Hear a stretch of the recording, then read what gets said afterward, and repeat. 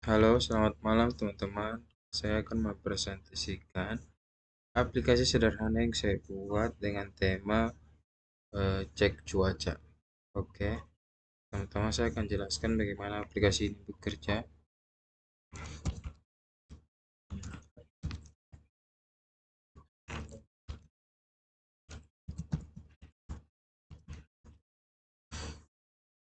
Oke, yang pertama user akan ditampilkan beberapa daftar lokasi dan data dummy. Kemudian masukkan ID atau nomor yang ingin dari kampung yang ingin dicek, misalnya 3.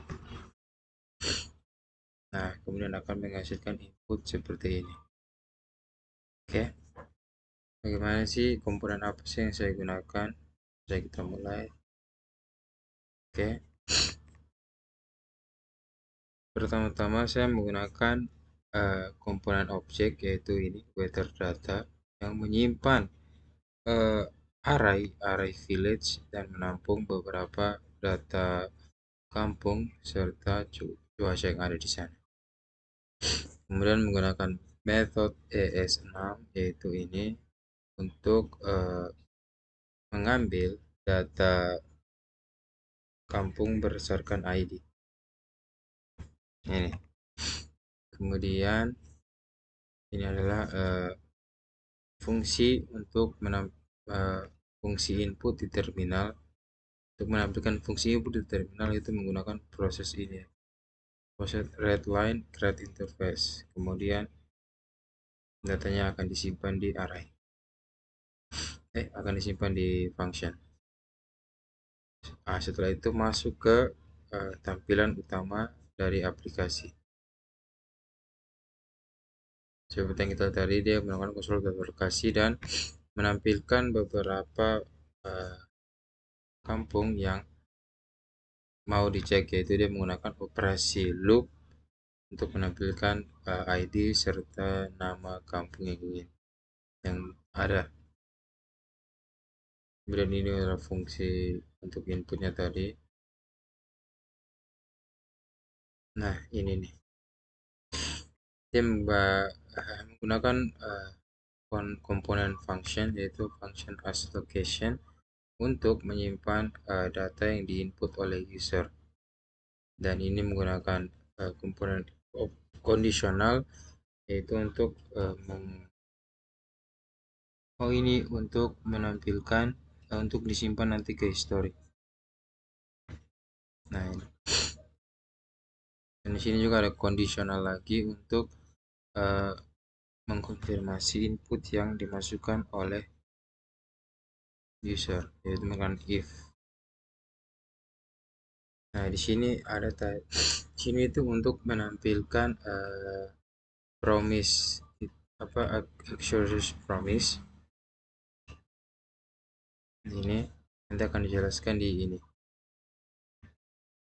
Kemudian ditampilkanlah output yang diberikan oleh sistem. Mengambil data dari ini, variabel data. Kemudian setelah itu ini akan di-push ke history atau dialihkan langsung ke history supaya bisa dicek oleh user. Kemudian adalah ini apa, fungsi as location lagi. Nah, ini tadi untuk komponen promise ini tuh fungsinya untuk ketika kita menginput ID, nah itu ada jeda 1 detik untuk sistem menampilkan output. Nah, itu supaya kayak di aplikasi-aplikasi gitu. Nah, ini untuk sistem dari riwayatnya. Ya, ada function lagi untuk function show history, kemudian menggunakan conditional lagi if. Nah, untuk menampilkan history, user harus menginput angka 0. Kemudian ada perulangan lagi di sini history for each, mengulang. Dan untuk masing-masing item atau indeks, konstruk indeks akan bertambah dan menambah histori berdasarkan input user. Oke, itu saja untuk komponen-komponen yang saya gunakan dan bagaimana sistem ini bekerja. Nah, kemudian kan saya akan menampilkan fungsi dari history.